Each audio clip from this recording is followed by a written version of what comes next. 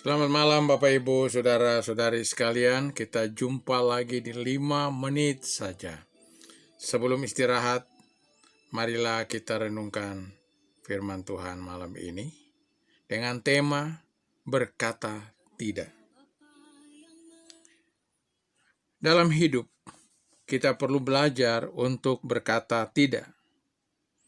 Tidak semua tawaran yang ada di depan kita itu baik dan harus kita terima. Banyak orang merasa sungkan atau takut untuk menolak tawaran orang lain. Dan akibatnya ia menerima tawaran tersebut walaupun ia tidak setuju. Perasaan sungkan ini biasanya berasal dari kebutuhan ingin diterima dan ketakutan untuk ditolak. Bagaimana kita dapat berkata tidak? Yang pertama, selidiki. Apakah tawaran itu masuk akal atau tidak masuk akal?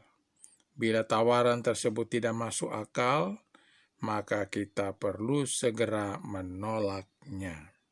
Yang kedua, ingatlah bahwa kita memiliki hak untuk mencari lebih banyak informasi.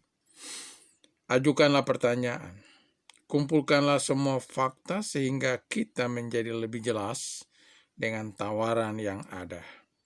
Bila kita ragu-ragu, mungkin ini adalah tanda atau alarm bahwa kita perlu berkata tidak. Yang ketiga, tidak perlu berkata tidak dengan tenang dan teguh. Saya ulangi bagian yang ketiga, kita perlu berkata tidak dengan tenang dan teguh.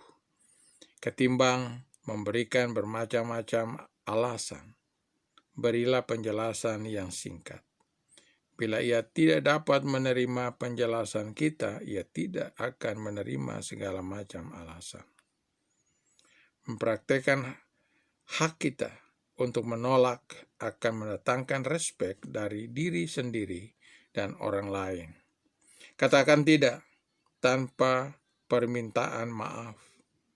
Bila kita berkata maaf, tetapi maka kita memberi kesempatan kepada orang itu untuk membuat kita merasa bersalah. Tuhan Yesus memberikan kepada kita contoh atau memberikan kepada kita teladan. Di dalam Matius pasal 4 ayat 1 sampai dengan ayat 11 mengatakan seperti ini. Maka Yesus dibawa oleh Roh ke padang gurun untuk dicobai iblis. Dan setelah berpuasa 40 hari dan 40 malam, akhirnya laparlah Yesus. Lalu datanglah si pencoba itu dan berkata kepadanya, "Jika engkau anak Allah, perintahkanlah supaya batu-batu ini menjadi roti." Tetapi Yesus menjawab, "Ada tertulis, manusia hidup bukan dari roti saja, tetapi dari setiap firman yang keluar dari mulut Allah." Kemudian iblis membawanya ke kota suci dan menempatkan dia di hubungan bait Allah. Lalu berkata kepadanya, "Jika engkau anak Allah, jatuhkanlah dirimu ke bawah.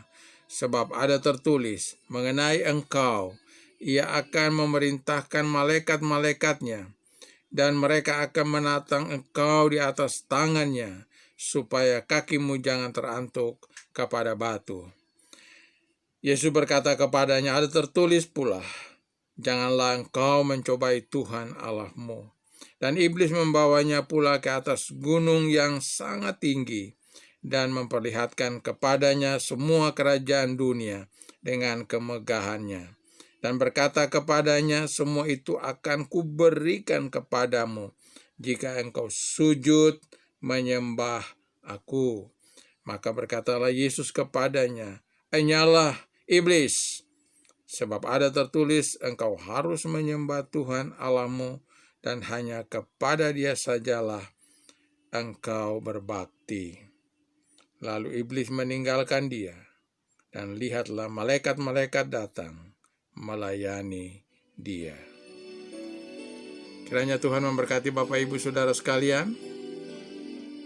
Sampai kita jumpa lagi di 5 menit yang akan datang.